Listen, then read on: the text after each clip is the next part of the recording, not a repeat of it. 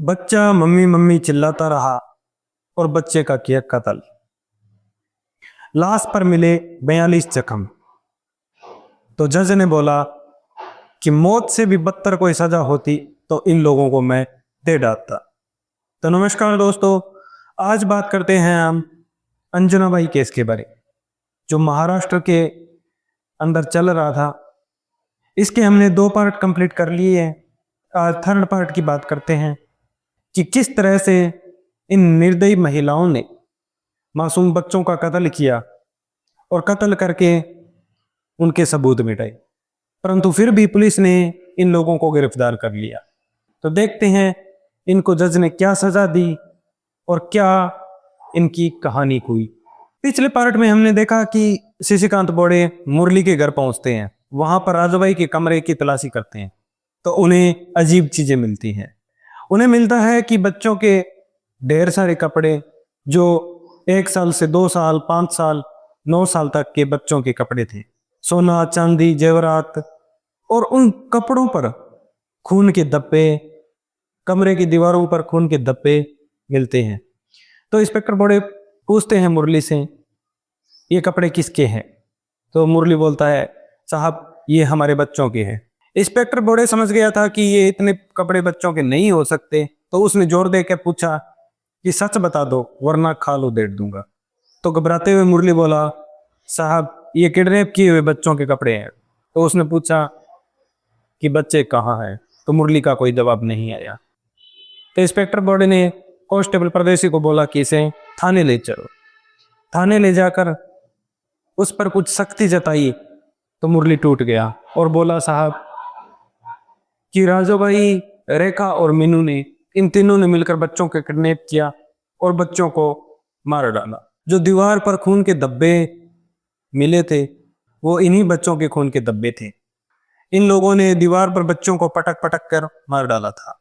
तो इंस्पेक्टर बड़े ने महाराष्ट्र के कई थानों की सूचियां खंगाली, जिसमें पिछले 6 साल के रिकॉर्ड को देखा गया तो कई बच्चे लापता थे, कम से कम 15 से 20 बच्चे। तो ये केस सीआईडी को दे दिया गया। सीआईडी के अंदर इस केस को इन्वेस्टिगेट कर रहे थे सुभाष नाथ गोड़े। सुभाष ने जब मुरली को धमकाया तो ये अपनी सास राजूभाई, अपनी पत्नी रेखा और अपनी साली के खिलाफ एक सरकारी गवाह बन गया। जब सुभाष ने पूछा बच्चों की फोटो दिखाकर कि ये इन बच्चों को पहचानते हो क्या, तो मुरली लगभग बच्चों को पहचान गया और बोला, साहब ये बच्चे इन लोगों ने किडनैप किए पहले तो, और फिर बच्चों को मौत के घाट उतार दिया। सीआईडी ऑफिसर सुभाष ने बच्चों की फोटो मुरली को दिखाई तो मुरली पहचान गया। मुरली ने एक फोटो को देखकर कहा कि सर ये तो संतोष की फोटो है, जो हमने 2.5 साल पहले इस बच्ची को कोल्हापुर से किडनैप किया था और कोल्हापुर बस स्टैंड पे ही इसको हमने मार दिया।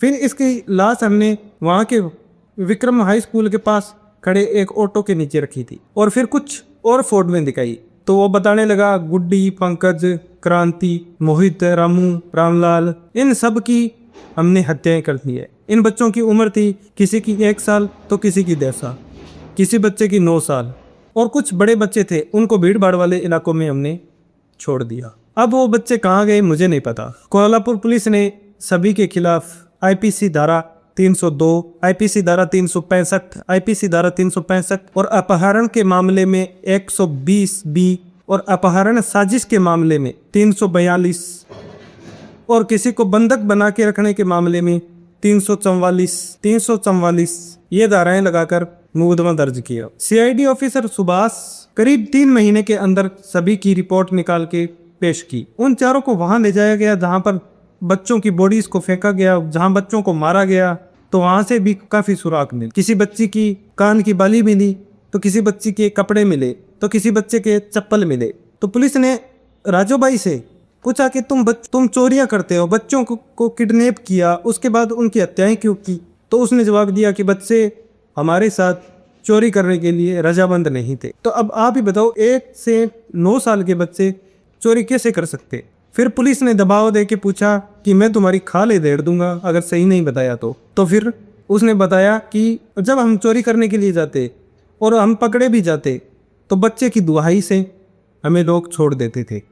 और इसी तरह से धीरे धीरे करते हमारे ये एक प्रकार से बचाव का सिस्टम बन गया। अगर लोग पीटने भी लगते तो हम कह देते थे कि हमारी मजबूरी है, इस बच्चे के लिए हमने चोरी की है, और लोग दया दिखाकर हमें छोड़ देते थे। रेखा बोली कि एक बार मैं पॉकेट मारती हुई पकड़ी गई, तो मैंने ये बोला कि ने मेरे बच्चे के लिए चोरी की, तो लोगों ने दया दिखाकर मुझे छोड़ दिया। और ये बात मैंने अपनी माँ राजूबाई को बताया, तो राजूबाई ने मुझे कहा कि ये सबसे अच्छा रास्ता है लोगों से बचने का। और इस तरह हर बार मैं अपने बच्चे को तो ले जा नहीं सकती थी, इसलिए हमने बच्चे किडनैपिंग का सिस्टम सेट कर लिया। कभी हम अकेली महिला की मदद करने के बहाने बच्चे चुरा लेते थे, कभी झुग्गी झोंपड़ी वाले बच्चे चुरा लेते थे।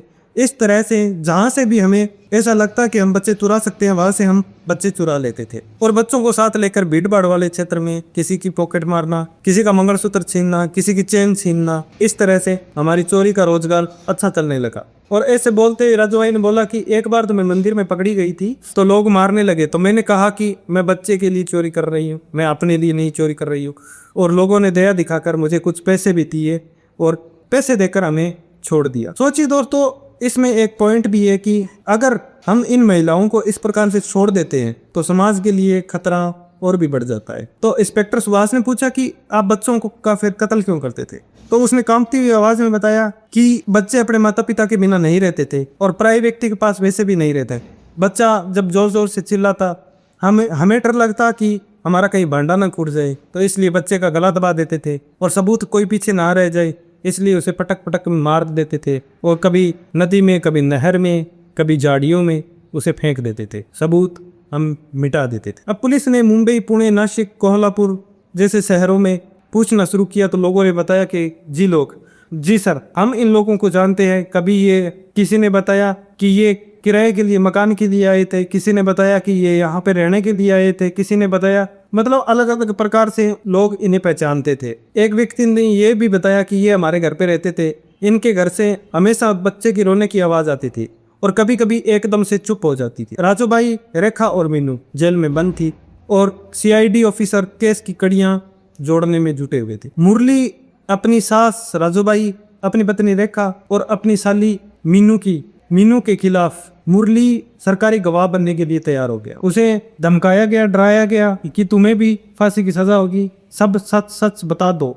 तो उसने भी सब सच सच बता दिया। कोल्हापुर सेशन कोर्ट ने राजूबाई, मीनू और रेखा के खिलाफ सुनवाई जांच शुरू की। इन्वेस्टिगेशन टीम ने कोर्ट में महालक्ष्मी धर्मशाला की रजिस्ट्री एंट्री और महाराजा होटल की रजिस्ट्री एंट्री, पल्लवी लॉज की रजिस्ट्री एंट्री और साथ ही जिन माता पिताओं के बच्चे इन लोगों ने चुराए थे उनके बयान पेश किए। तो कुल 156 गवाहों की कोर्ट में गवाही पेश हुई इन लोगों के खिलाफ। मुरली ने बताया कि इस खेल की पूरी मास्टरमाइंड मेरी सास यानी कि राजूबाई थी। ज्यादातर बच्चों की हत्याएं राजूबाई ने की। तो इसी बीच 17 दिसंबर 1997 को राजूबाई की जेल में ही हार्ट अटैक से डेथ हो जाती है। इस केस को पूरा कवर करने वाले सीनियर जर्नलिस्ट नंदू ओटोरी जी बताते हैं कि मुरली एक एक बच्चे की कत्ल, किडनैपिंग की गवाही देने लगा तो पूरे कोर्ट में सन्नाटा छा गया।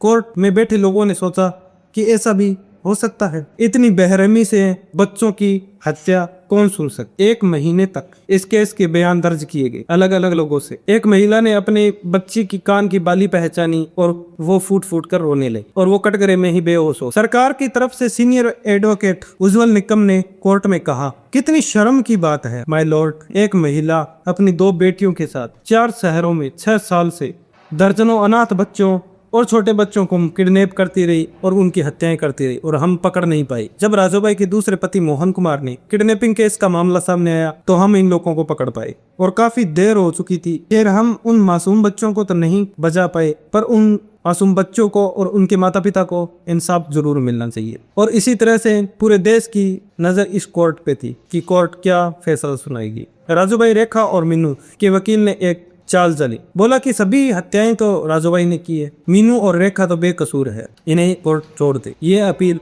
कोर्ट से की, लेकिन ये अपील कोर्ट ने खारिज कर दी। लेकिन उज्जवल निकम ने कोर्ट के सामने मुरली को पेश किया तो उसने बयान पलट दिया और कहा कि हजूर, इन सभी केसों में मेरी पत्नी रेखा और मेरी साली मीनू भी शामिल थे। उज्जवल निकम बोले कि जिस माँ के 4 छोटे छोटे बच्चे, उसने दूसरी माँ की को उजाड़ दी। लगभग 12 से 13 बच्चों की कत्ल किया हो। इतनी बेरहमी से दीवार पे पटक पटक के बच्चों को मारा।